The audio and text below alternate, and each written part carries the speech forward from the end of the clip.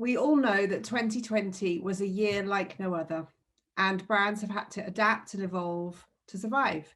And faced with 3 national lockdowns, consumers have been driven online in their millions, as we've discussed. In fact, Retail Gazette says that 17.2 million Brits plan to permanently switch to online shopping as we move forward. The seismic shift has created challenges for brands trying to get their products into the hands of consumers in already challenging times. But according to Nielsen, 92% of people trust recommendations from friends and family over any other type of advertising. Even academic research into word-of-mouth marketing has proven its high levels of effectiveness in conversion. Today, I'm delighted to welcome Lynne Barcoe, co-founder of specialist marketing agency Get in the Loop, who will give us an insight into how the highly competitive FMCG sector tackles peer-to-peer to drive trial and adoption of new brands. Lynne will share research from a recent white paper, which delves into the power of grassroots word of mouth, showing how this can also work for the beauty industry. We will also be welcoming Chris Ashford-Reed, General Manager of Tom Ford Beauty at the Estee Lauder Companies, who will discuss the power of peer-to-peer, focusing on how the luxury fragrance sector has responded to the challenges of COVID. And he will take a look at bringing a fragrance to life without the benefit of the much-loved face-to-face shopping experience. Last but not least, we'll be joined by Nicola Bon, beauty broadcaster and founder of the Outspoken Beauty podcast, who will then introduce her highly engaged panel of consumers and share her thoughts on how brands can seek to harness the power of the consumer in their marketing mix. Please do ask questions via the Q&A panel at the bottom. It would be really helpful if you have specific questions for Lynne or for Chris or for Nicola, if you could just say who the question's for, and we'll answer these at the end of the session. But without further ado, I'm going to hand over to you, Lynne. Thank you. Thank you very much, Sally. And good afternoon, everyone. Hope everyone's well. I'm just going to put on my slides. Hope everyone can see that okay. So today, for the next 10 minutes, I'm just going to take you through some insights, as Sally had said, from a white paper that we did in November last year, into how consumers' purchasing influences and behaviours are evolving, and how that's been accelerated even more in from 2020. And ultimately how real marketing, word of mouth and peer recommendations matters even more now, and can help cut through and support new product launches and get your brand to the heart of the consumer. So firstly, I hope everyone can see that. We asked and looked at what were the consumers' key purchasing influences and triggers, what made them choose that product. And these diagrams show the top influences comparing the food and drink and the beauty sector. So we asked it specifically for both. Food and drink is obviously more impulse, buying and trying at sea. So being in situ while in the supermarket is a treat and our key driver. And this has obviously changed massively in 2020. More people than ever have switched to online grocery shopping and saying they're going to stay with online grocery shopping. What do they say? Is it takes 64 days to instill a habit? And I'm sure this is exactly the same for the beauty industry. No longer can people go in and spray the perfume on and smell it, or have a look at the eyeshadows. So this is a big problem. So in the FMCG sector, we've been working with brands to try and counter this. And we're doing it via getting products directly into the consumer's hands via friendship, peer and community networks. So for instance, one of them we did was a slimming product, and we got this handed out via UK slimming groups, sort of in the community. And it was relatable. It was like they could really, they could use the right language, talking about the numbers of sins. I don't know if anyone, Slimming World sins, and why they like it, which brands can't do. They can't stop talking that same language. It's really closer in, and it's super targeted, ensuring that the right audience is engaged and there's no wastage with it. As you can see between the two diagrams, friends and family is a constant right across the sectors, and even it's number one for the beauty industry. And as Sally had said, 92% trust friends and family recommendations over any type of advertising. So why is this? Well, primarily they trust them. They relate to them in their world. They have the same problems to solve. They have the inside knowledge, but also really importantly have conversations, have two-way conversation, which is really important. this is the same for beauty products. I mean, again, it's about believing that the advocacy is genuine. It's that's either visually or orally. So for example, just the other day, one of my friends showed me a picture of one of her friends who had bought the new baby bliss big hair, and she went straight away and ordered it from Amazon. There was no delay, there was no pouring through online reviews. She was convinced. And I'm now, oh, I'm interested. I'm going to, you know, see how Alexa looks with her hair and pass that on to my friends. And so it becomes it's a ripple effect. It's from that inside out. And that's a picture of Kelly, just so you can see that was what convinced Alexa to go buy straight away. So just looking at some of the other channels and why friends and family is even more important to tap into at the moment. So when we looked at social media advertising, obviously it's been you know, it's here to stay. It's been you know, it's featured in most brands' marketing spend, quite rightly so as well.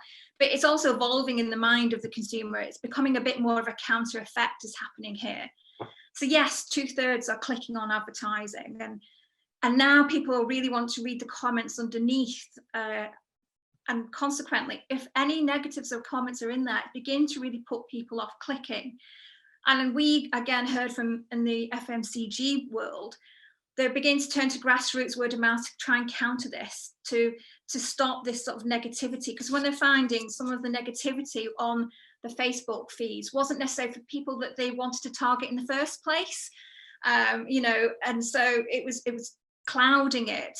And so they were wanting more bullseye marketing, which you can, you know, going straight to their consumers to then, you know, take that message from the outside. Online reviews, again, there's a counter reaction. People are becoming more skeptical than ever about if that product doesn't live up to those 5-star reviews. They're beginning to get tired now of searching through all the reviews. It's taking more time than ever, and they're trusting it less. It's still important, but they're just you know, it's like even ordering a holiday in TripAdvisor. You can spend hours going through the views, and if that negativity just, you know, it keeps with them. And finally, you know, beauty influencers and influencers. No, there's no doubt the impact of beauty influencers over the last, you know, 5 years. You know, millions sold and building, you know, influencers having their own brands, but it's both a positive and a negative. And, you know, on a flip of a coin, someone can be cancelled, or the negativity resonates, you know, negatively on a brand, and they're getting questioned even more from the filters that they use, people feeling duped. It's because that maybe it's just not connecting to their world. They don't believe that they can maybe look like that and go out on a night out where, you know, and have those results. And it's becoming actually harmful to some brands, where if that's the first time they've seen that brand, they are then going and purchase it and it doesn't live up to it, they're more than likely not going to buy that brand again. It's had a lost confidence in it. So this is reflected in the believability diagram we have here. You know, the strongest endorsements are coming from the inside out, starting with those closest to you or your peers that you're having these. I'm not saying that everything else is wrong at all, but that's just where the believability is coming from, and that trust element is so crucial. So just to sum up, consumers are wanting more trustworthy marketing and recommendations. So authentic enthusiasm. Products need to live up to the hype. You know, it has to be really believable and work for them. Peers' opinions really do matter. It's you know, it cuts right through. It often overrides all other forms of marketing if that recommendation is strong. Understand the real love of that product, the inside line. You know, sometimes it's not the big communications that come out of brands, but sometimes it's the little things and nuances that really make the difference. I always remember when Tangle Teaser came out, you know, it solved a problem. It had that inside line. And they're also wanting brands to be self-deprecating experts. They want them to be experts, but, you know, not out of grasp and unrealistic, but provide hacks, provide solutions to their problems, and motivate them. So that's all for me today, and I'm now going to pass you on to Chris. So, I mean, it's a real honor to be here today again. Actually, I love working with CW and with Sally, Lynne, and Nicola. It's actually 2 years ago today that I did my first CW event with Nicola. So it's actually quite timely that we are back talking as peer-to-peers within unfortunately this time a pandemic, but certainly some change that's happened. And I really wanted to, and I will say at this stage, Lynne and I did not join our presentation, so I'm glad that a lot of them actually make the same notes, because we're talking about the same pivot and changes within the industry. But I'll talk a little bit more just about beauty and some examples that we have found also too. So just to go into it, I suppose, to go back to peer-to-peer and what we think and what we know it is. So peer-to-peer, one-to-one, me to you, and you to they. And as Lynne also mentioned in the previous presentation, this is really about trust. People trust recommendations.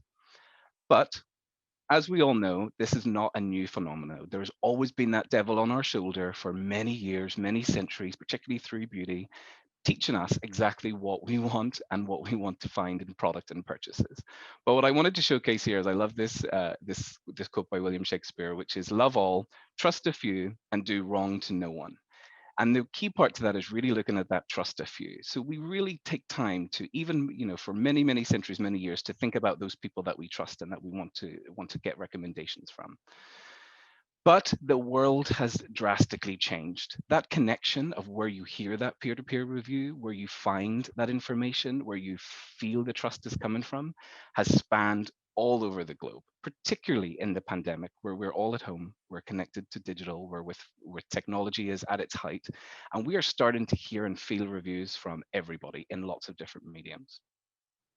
And as I mentioned, that means that the breadth of trust that we used to have, that used to just be around ourselves, has also expanded as well. So as Lynne mentioned, you really believe and trust in what your family and friends tell you. But now you've also started to experience that you can trust people outside of your circle, and they almost feel like friends and family. They feel like they're 100% your love and your peers. So as brands, we have to really understand and respect that stretch, but also the authenticity that comes with that too, that we have to stay connected with. And we all know there are so many apps and likes and loves and pieces that are coming around, so we have to be very much aware of that. But it does not mean that we don't like our own moments, and we don't like to be influenced and driven within our own space and with our own ears. But peer-to-peer still means something within that, and it still means that we need advocacy from our friends, our family, and exactly these new friends and family that come to our outer circle. So really with us within fragrance, we had this thought process almost a year ago, to give you an example, to say, if we're starting to really expand where we're getting influence and where we are seeing reviews, how do we bring that into your luxury space? How do you bring that into somewhere where you're connected at home, where you really feel that it's with you, that it's one-to-one with you? And how do you do that? Okay, so the question that we had asked ourselves, how do you really bring that experience and influence into the comfort of your own home and still experience a brand when you can't actually smell it, but you could feel it and you wanted to be part of that emotion? So we were very lucky that Nicola agreed to partner with us on Outspoken Beauty and pull together one of our most loved hero products with Portrait of a Lady with Frederick Malle, and created one of the, I think one of the most beautiful pieces of work when it comes to podcast and experience reviewed media's out there right now. If you haven't listened to it, I would urge you to get on and listen to it. It's extremely authentic. We wanted it to be authentic because we wanted it to come from Nicola's heart. We wanted it to be Outspoken Beauty, but we wanted her also to pair and work with other influencers within this world to make sure that their stories were heard, that the reasons that they love this product were really true and really genuine. And just to hit on some sort of results with that, because I think it's important to do that, we seen traffic for this product and to this site grow almost 800% as soon as the podcast was launched, and continued after that. It actually raised up in the rankings of being known and respected in the market, almost 25 rankings in 1 year, which was phenomenal. And of course, we've seen a sales halo, but I think the most important and the most powerful piece that we found from doing this podcast together is this genuine love from all of the fans, from old fans, new fans, people that loved Outspoken Beauty, people that knew Val Garland and wanted to feel that. And suddenly this community of this fragrance and this luxury world was really just opened up, and we felt very immersed in it. I mean, even myself, who knows the fragrance and the brand very well, felt very emotional and very connected with it. And you will see with some of these comments on the slide here, it was really good and fascinating to hear about the background of this fragrance. I didn't know that much about it. I must get a sample now. I truly trust what you've just said, and I really believe in it. And that was a real powerful moment, I think, for us as a brand and within luxury fragrance to understand what this peer-to-peer world was. Because as I mentioned, it's not a new phenomenon, but it has changed, and it's changing, and it's getting more and more exciting. But just also to reiterate a piece that Lynne said earlier, and one of my findings and what I would say to everyone thinking on peer-to-peer marketing and within luxury beauty is to remain authentic the whole time. We have done so much research on this and really worked within our own groups and our own families and networks. And if you don't stay authentic, it doesn't feel real. So whether it's your mother, your brother, your father, your sister, your friend in Hong Kong, your friend in Brooklyn, that authenticity really has to land and mean something in order for it to feel real and genuine. And that is where we're really seeing this growth of and move of peer-to-peer marketing within a pandemic that has been so powerful. So it's been very exciting. It was nice to be able to link it as well also with Nicola and her podcast. So thank you for a short insight. It's only 10 minutes. If you know me, and if anyone on the call knows me, 10 minutes is not a long time to give Chris Reed to speak, but it was short and sweet, and I hope it gives you some insight into the work that we had done. And now I hand over to Nicola. Chris, thank you so much for that. And also Lynne, that was really, really fascinating. I'm just going to talk very briefly more about my experience of the podcast and of the panel I've created. So I created the Outspoken Beauty podcast back in 2018. And at first, so I was a radio presenter who wrote about beauty, and I decided to mix my passions, make a podcast. I didn't really know much about the audience then. I didn't really have one. I was used to my big radio audience. And at the beginning, it was about creating content and just watching the listener numbers growing, which they did really quickly, which was exciting.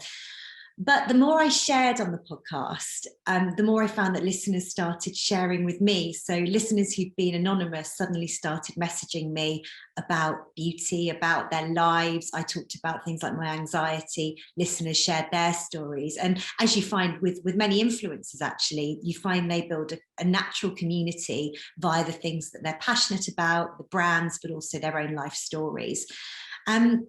The conversations I started having with these women, it's mainly women who follow me, were really different. So some women would just say, oh, what are you wearing? What are you wearing in that picture? Or what were you talking about on that podcast? I want to buy it. And that's obviously the influencer effect.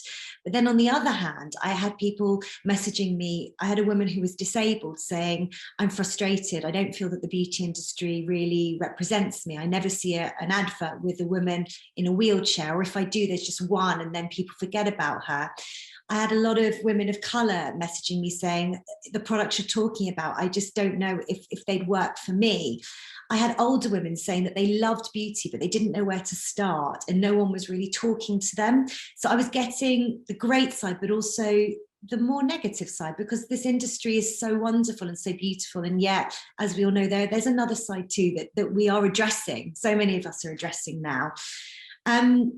So there was this level of frustration, and then obviously the pandemic happened and we were all at home. Black Lives Matter happened, even more frustration was being felt, and I felt I needed to do something, and I decided to get what had now become a very, very close-knit community. We had a Facebook page, we were all emailing. I thought, I'm going to make this into a panel. Why not? And when I make a panel, it's not just going to be any old panel. It's going to be very, very diverse. I want women, and I do have women from the age of 25 to 80.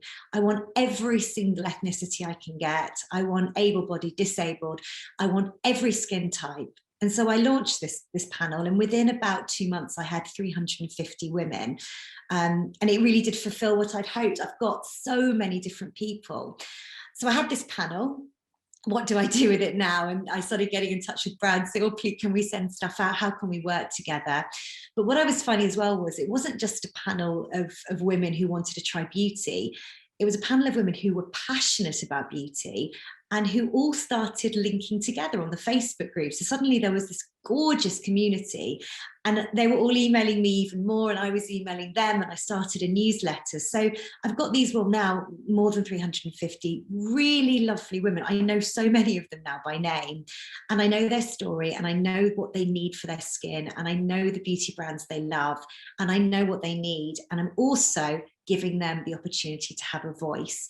And I'll tell you a bit more about that now. So the idea is that I've got my close-knit community. No one's anonymous. It's not like a big panel where you've just got anonymous people. We all know each other. Well, not all of us, but a lot of us do. And I give them the chance to get their voices heard. So on the podcast, I'll let them try a product, but then a lot of brands say, please, can we get them on the podcast to give really authentic, diverse reviews? And it's worked so beautifully. I had a brand recently called LA Pacific. And from coming on the podcast, they actually not only landed a retailer, but they said that just the noise around their toothpaste brand, which is a small indie brand, has just gone crazy. And a lot of that came from the panelists just talking amongst themselves. And also some of them have, say, like 300, 500, some 1,000 followers. So in a way, they're micro-influencers in their own right. So they're sharing it there. And it's, as Lynne was saying before, the ripple effect, a very natural, very authentic ripple effect. These panelists don't care about what brands think of them. They are totally authentic. So brands that work with them have to be brave and believe in their messaging and believe that the product that my panelists are trying, they are going to love, which thank God they have so far. So very quickly, if you're a brand, how can you work with this? So as we've discussed, authenticity, tapping into real women has never been more important. I'm not saying that traditional influencers aren't important. They have such an amazing role to play. But when you really want to speak to women, you really want to address them at a level they can relate to, this is just the most wonderful way of doing it. So you can do things like getting a founder onto the podcast and then having panelists talking about the product straight after. And you can have the panelists making noise on their social media. Some brands, actually, Floral Street recently did a little Zoom session with 25 panelists who've now become super engaged to the brand. I always put my panelists first. I have to be kindest to them. So I never let a brand take advantage of them. They know exactly what's happening. They know where they're going. But these people are so passionate about beauty. They want to learn. They want to get to know brands. They want to become passionate about brands. Another thing brands do is they ask panelists to write reviews for their channels. And again, I'll tell my panelists, this is what's happening. And if I'm being paid, I'm being paid. But if you want to do this, they'd love you to do it. And they do. But it's always their choice. I just wanted to add also that one of my big things is nurturing indie brands. It's very important to me. And the independent brands that have worked with this panel have found it really, really useful. They don't have budgets for marketing, but their voices have now become propelled. And again, they've built their own communities via the panel. So it's for big brands, but also those small brands that I really want to help. So peer-to-peer is nothing new. As Chris said, it's been going for as long as history has been here. It's the entire reason that influencers first came. But I think you can use your influencers, but also use the real people, use your customers, listen to them, because they're the ones at the end of the day who are buying your product, but also let them have a voice, tell you what they need, and tell others what they think. So there's a little video now of two of my panelists just telling you honestly about their experience. Hi, my name's Kirsty. I am 41 and I'm from Sussex. And the reason I enjoy being part of Nicola's Outspoken Beauty panel is because I get the chance to hear about and try new brands or small brands that I haven't heard about before. And I get to receive something exciting in the post, which is not to be underestimated, and then give my review on something that is super lovely for the home or super lovely for me. And together with the Facebook community, I really love the supportive nature of it. I love that we are all people who enjoy beauty, skincare, makeup, and that we are positive and we can ask questions. We can see reviews of other things that people have been trying, or people post about special giveaways that other brands are promoting, and it's just a really, really lovely group, and I feel really happy and fortunate to be part of it. Why I love the Outspoken Beauty Panel, and in fact Nicola Bonn as a broadcaster and her whole ecosystem, is it really filters into who I am as a Black British proudly 46-year-old mother. I think the beauty industry has forgotten sometimes about the various identities that we all have as women. However, with Nicola and all the different assets that she has, she doesn't. She fully understands what representation means. So through her broadcasting work and her podcast, she references, in particular Black women, our hair, our skin types, sun cream, issues that much of the beauty industry has seemed to have forgotten about. I feel included in Nicola's world, and her newsletter, the way that she speaks to us as friends, the tone of her voice is so welcome and warming that when we get, products from brands and the opportunity to trial stuff, I want to be included. I want to give that shared experience with her. Again, it's all very welcoming. For me, Nicola and the Outspoken Beauty is really like sitting down and listening to a friend, and the community that she's created around that really feels like it involves me. It understands who I am, the identity I have, it represents women like me. I mean, again, the age I am, I don't really want to be sold to influencers that are in their 20s and millennials. I want to see other women that look like me, have similar lived-in experiences to me, represented in their beauty, in their thoughts, and in how they feel confident. And with Nicola, as I said, with the podcast and with her newsletter and with the panel in particular, it makes me feel included. It's a great opportunity to trial brands that are for women like me, and not just women like me, like for all women. But in particular, I know that Nicola has thought about the partnerships that she's got, and those brands really are inclusive because Nicola is inclusive. For me, if you were a brand, it's a great community to get involved in. It's intimate, it's personal, it's one-on-one, and it's a place that I love to be. To me, that's all from the three of us. We've now got Q&As. Thank you so much for that. So I think I've got to ask the question. So I'm going to click on Q&A. There we go. Okay, you ready? So this one's for Lynne. What do you think the beauty industry can learn from FMCG and how it uses peer-to-peer? Okie dokie. I think being super targeted is something that the FMCG's brands have really loved. It's got, not starting from a wider perspective for maybe just an age profile, but actually, they've gone into starting from the inside out and using, as you say, real stories from people, listening, not just talking one way. I think that two-way conversation is so important. I think that's what brands we've worked with, is that feedback they've got as well. It's like, oh my goodness, I didn't know that, there was insights taken, but then that's why people really love my product, and or maybe that's what we need to improve. So it's being super targeted and using the ripple effects and getting into the closed networks. You can maybe target, I don't know, some yoga groups and friendship groups, and and it continues. The real people get really enthusiastic, and it doesn't just stop there when the next brand comes along that you need to endorse. It's normally stayed there for life. Thanks, Lynne. This one is for Chris. How difficult internally was it to commit to using audio to promote luxury fragrance? And with the success you saw, would you do it again?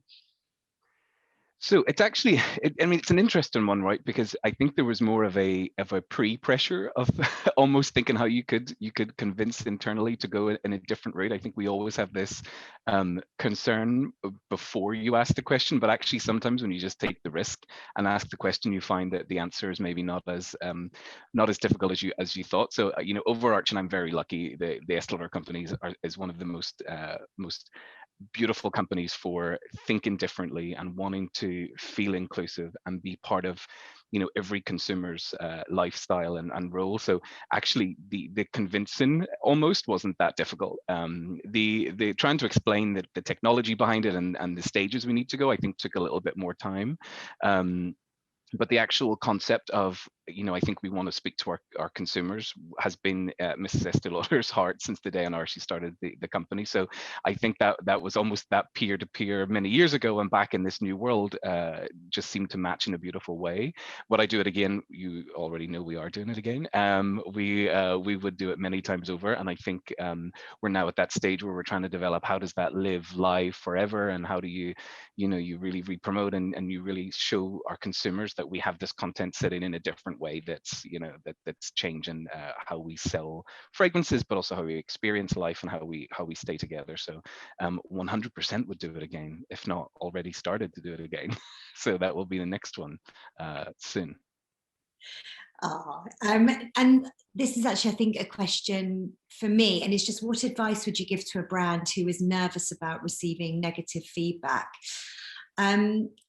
I'm never, on the podcast in particular, I'm never out to ever make a brand look bad. That is absolutely not the case. And I think, bearing in mind that my panelists, and many of them will get back to me with reviews, and I will choose the reviews that we put on the podcast. If somebody said, I hate the brand and didn't give a good reason, that's never going to be on.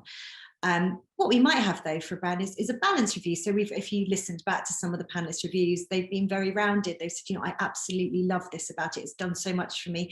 Maybe, though, this could be improved. And do you know what? I think those authentic reviews, they're the ones that resonate because they're trusted. So I think brands, don't be nervous. Don't be nervous if you're hearing things that maybe generally you would hate to have out there, because as long as there's a bit of positive packed in, I think it's going to resonate even more. That would be my answer to that.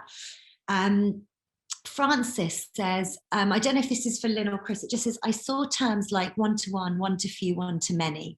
This is a similar terminology to account-based marketing with which I am familiar. Are there other similarities?